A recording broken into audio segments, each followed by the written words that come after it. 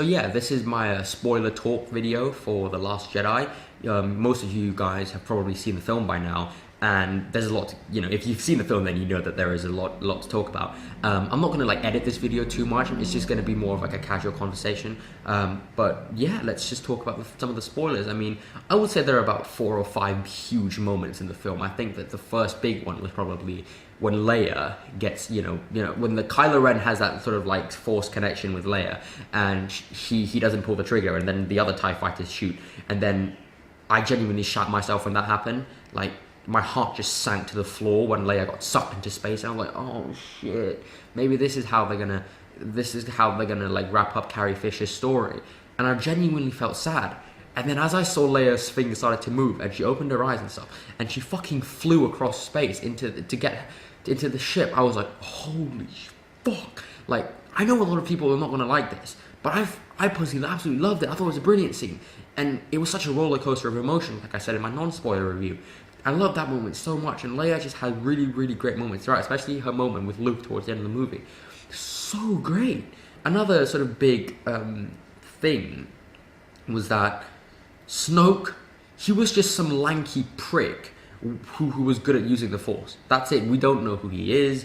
We're not going to find out who is. The first, like, when Kylo Ren sparks up that lightsaber and cuts him in half, the first thing that I sort of thought to myself, the first thought that came into my mind was that characters in Star Wars have been known to survive getting cut in half before, Darth Maul.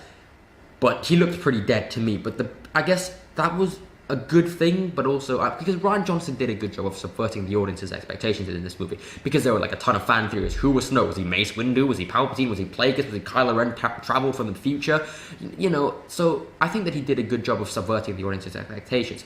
And on the one hand, you could see it as pretty good, because if you think about it, you have characters like Palpatine, characters like Sauron, characters like Voldemort, these big bads.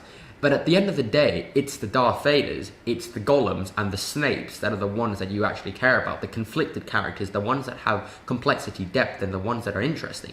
And I like that now they're putting Kylo Ren, which is the character with the most conflict inside of him, into the forefront, and he's the main villain now. So I like that they kind of eliminated the big bad and just really focused on Kylo Ren, who's the main sort of villain now. And however, at the same time, I was kind of disappointed because they were really, really building up Snoke in the first film. Like, who is this guy? Why is he sitting on this massive throne? And there were so many theories that, were going on the internet. And I was kind of disappointed that Snoke just literally got jumped like that. And he was just, that's it. It is followed by probably my favorite lightsaber fight in the entire Star Wars saga, when like Kylo Ren and Rey just like, they're like back to back and they're just like taking down those guards. And I love when like Rey gives, like, she's like, Ben! And she like chucks him that lightsaber and he kind of like, shh, and then like, like the guard behind him just kind of drops to the floor. I love that moment. Yeah, just, that was such a great scene. And another thing I guess we should talk about is the fact that Rey's parents are just nobodies.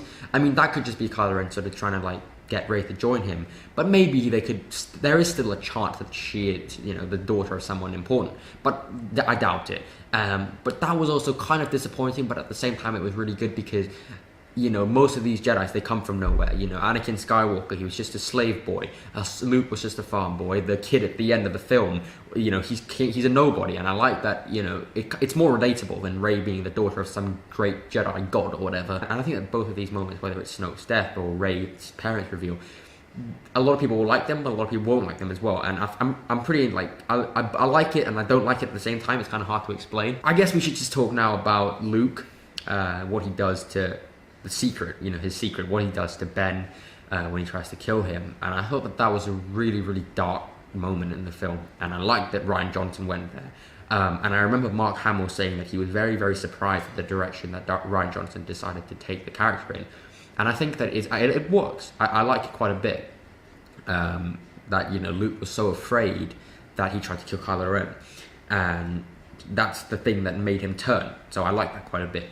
And I loved when he comes to that planet at the end. I think it's called Crate or something, and he has that standoff with Kylo Ren. And there's this one shot where like Luke's on one end and Kylo Ren's on the other end, and it reminded me of like Mortal Kombat or Street Fighter or Injustice. And I can already see like when the movie comes out, people are gonna make memes about this with that shot, and they're gonna put like health bars on top. I can already see that happening. When Kylo Ren just like all the walkers just completely destroy Luke, And once the dust clears and you see him, he does this, my entire theatre just erupted in laughter. Personally, I didn't find it that funny. But I thought for me, the funniest moment in the film was with Hux. I thought that I didn't talk much about Hux, Donald Gleason, in my non-spoiler review because I think that he had some of the best moments in the film in terms of the comedy. Obviously, the first scene with Poe and Hux, I thought that was hilarious. And also when he's about to shoot Kylo Ren, when Kylo's unconscious and he sort of like reaches for the blaster and then Kylo Ren starts moving. He's like, oh, okay. But my favorite moment was when they were in the walkers of the ship, and then Kylo Ren says something. He's like, start firing or stop firing or something. And then Hux, who's standing right next to him, shouts the exact same thing. And Kylo Ren just gives him this weird look, and I love that moment so much. I also love the reveal that Luke was sort of a projection at the end. But, you know, that's what I said in my review. I think that Rian Johnson definitely explores and expands on what the Force is capable of. And that was one of the things that I think that some people might not like that. But personally, I thought it was a really cool and inventive plot twist.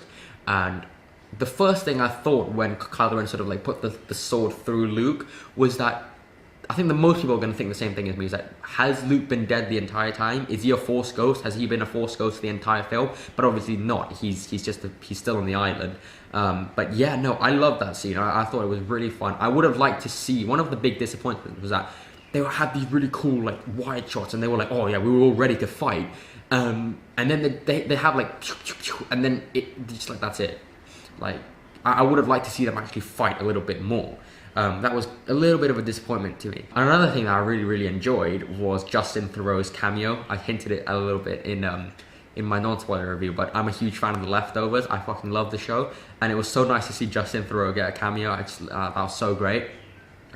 If you don't know who that is, basically the master code breaker that Maz tells Finn and Rose to go find, and when they find him, he's like the guy with like the white hair here. That's Justin Theroux. He's also in American Psycho, actually, for any American Psycho fans. Yeah, I love the Rose sister's death at the beginning of the film. I thought that was brilliant, handled so well, directed so well, acted so well. It's just really, really great.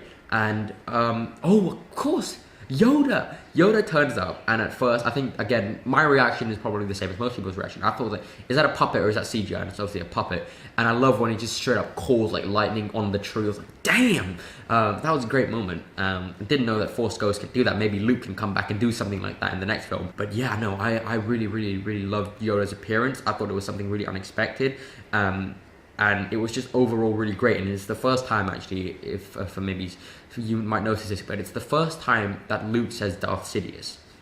Yeah, that's just a little thing that I picked up on. So yeah, I mean, there was really, really great moments to talk about. Again, of course, we have to talk about Laura Dern, who is by far the most badass suicide bomber ever in movie history. She's like, her death is incredible. She has one of the best deaths I've ever seen.